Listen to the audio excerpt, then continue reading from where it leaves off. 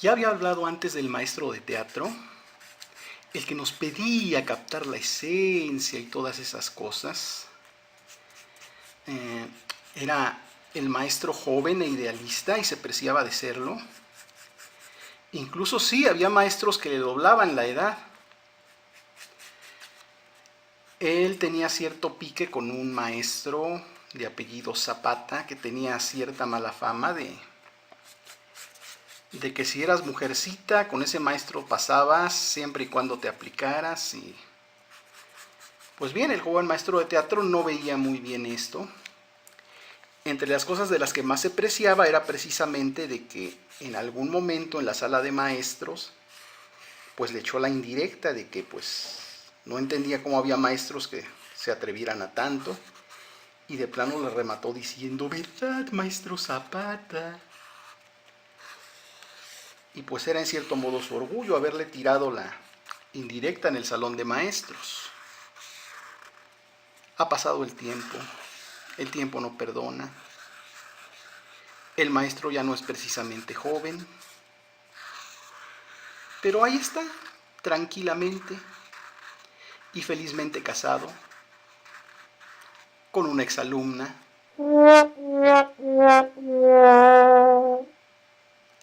No hay duda de que el tiempo cambia todo, hasta la manera de pensar de la gente.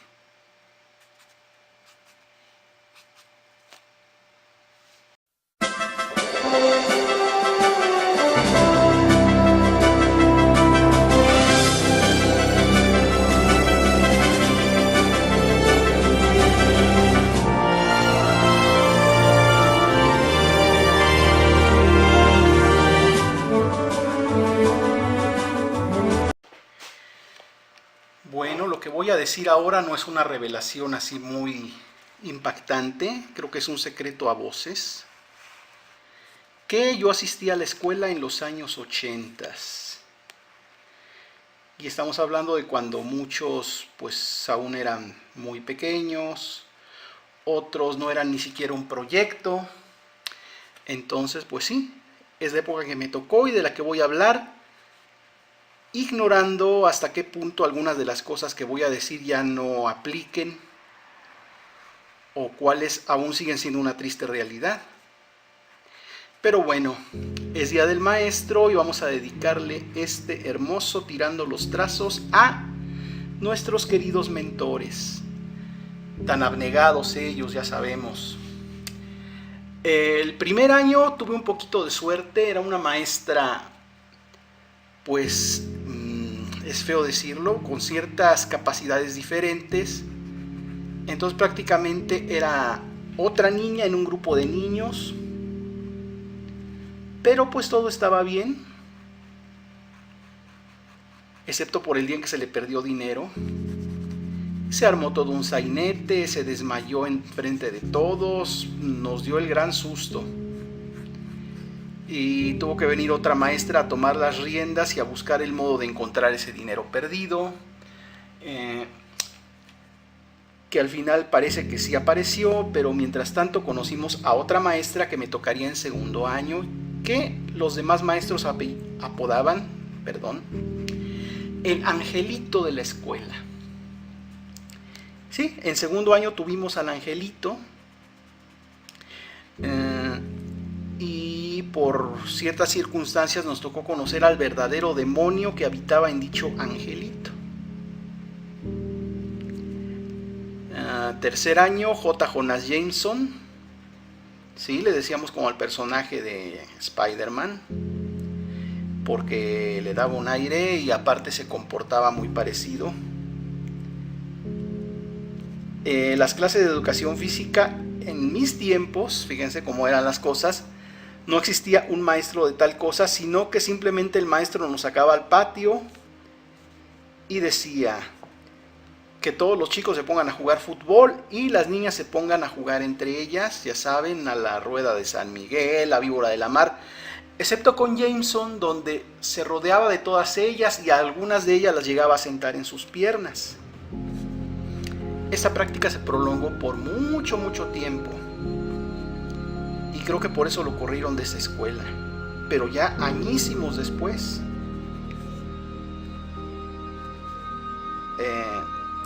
tercer y cuarto año fueron los de J. Jonas Jameson. El quinto fue el terrible maestro Pedro. Eran los 80, ya dijimos, pero este maestro era como de los años 30. Era de los que castigaban a punta de puñetazos en el estómago y cosas así. De hecho, su caída vino cuando lastimó a una alumna que ni siquiera era una alumna problemática, simplemente tenía problemas de aprovechamiento. Él amablemente le jaló una oreja y se la terminó desprendiendo, y vinieron los problemas y mejor se fue. Y regresó tiempo después, que andaba en otras cosas, en otras escuelas, pero pues sí, no, ahí ya no volvió. En su lugar, para completar el quinto año, nos mandaron una viejita bastante payasa, bastante antipática, que la agarró conmigo porque decía que yo era déspota al dirigirme a la gente. Desgraciadamente mi madre le dio la razón y tenía detrás de sí a una amiga que aseguraba que sí, que yo era un maleducado y un déspota y no sé qué tanto. A raíz de eso empecé a hablarle bajito a la gente, a tenerle cuidado, a tener consideraciones, y acabé siendo la cosa tímida que están viendo, apocado y todo, que de por sí ya para entonces ya se vislumbraba que iba yo a ser el raro del grupo, al que le gustan las cosas raras. En sexto año tuvimos al famosísimo Chácharas. El Chácharas se llamaba así porque era de los que gustaban de confiscar las cosas, ya sabes, el yo-yo trompo, lo que te llevaras, la revistita, pero este no las devolvía. Y decía la leyenda urbana, y muchos alumnos aseguraban haberlo visto, que en los tianguis de los domingos en el mercado, las cosas que confiscaba estaban ahí alegremente a la venta. Y así fue como se le apodó el Chácharas. El Chácharas se fue temprano y otra vez hubo cambios de maestro. Pusieron una maestra joven, perdón por mi mala dicción, una maestra joven en efecto, que pues nos tenía encantados porque tampoco era feita, pero desgraciadamente el ser novata y haber llegado a un grupo de sexto pues no pudo con el paquete y cambiaron por una maestra más. Y yo recuerdo uno de los compañeros de esos rudos que hasta miedo te daban, llorando por el cambio de maestra y maldiciendo a la nueva maestra, que era la menos culpable. Y pues de tal suerte esa fue la primaria. En la secundaria todo iba de mal a peor. Como dije, ahí ya estaba claro que era yo el raro del equipo, al que todo el mundo le sacaba la vuelta. No pude socializar bien. Y es aquí cuando llegó un maestro a fomentar el bullying. Uno de ciencias sociales, con una especie de jueguito así tipo gráfica de a ver con qué alumno del grupo te llevas mejor. Obviamente a mí nadie me puso, y obviamente cuando a mí me tocó poner a alguien pues tampoco pude poner a nadie. Entonces, de acuerdo con esa gráfica que estaba haciendo, yo era el alumno satélite, con todas las consecuencias que esto traía, que en cuanto el maestro salió, llegó un imbécil a echármelo en cara. Y pues ni modo, era la época en que el bullying no estaba tipificado, era forjar el carácter. Entonces pues ya saben, agua y ajo, te aguantas y te jodes.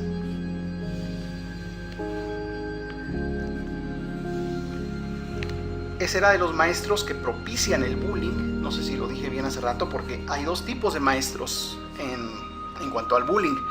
Está el que lo propicia, como este maestro que no llevaba malas intenciones, pero que friega me paró. Y estaban los que directamente lo fomentaban. Ahí llegamos a Matute. El buen Matute era llevadísimo y súper cargado, porque obviamente estaba amparado en que si algo se le iba de control, pues se podía llamar a las madres de familia y todo eso. Creo que ninguno de estos maestros lo llegó a hacer, pero pues vaya, tenían ese poder y no tenían miedo de usarlo. Este Matute, después supimos que una alumna, no compañera de mi grupo, sino del de mi hermano, Mejor se cambió de escuela porque en efecto la estaba acosando. Y pues la historia es que la mamá no le creyó, incluso la cacheteó delante de todos porque el maestro era una finísima persona de la que no se podía hablar mal. El papá fue más comprensivo y la cambió de escuela. Esto tal vez a los que me han leído en Wattpad les pueda sonar un poquito familiar, y es que el villano de una de mis historias, retomé ese ángulo, era ese tipo de maestro, que claro, lo hice un poquito más malo porque como es una historia y tenía que ser un villano que se hiciera odiar, pues le agregué cosas.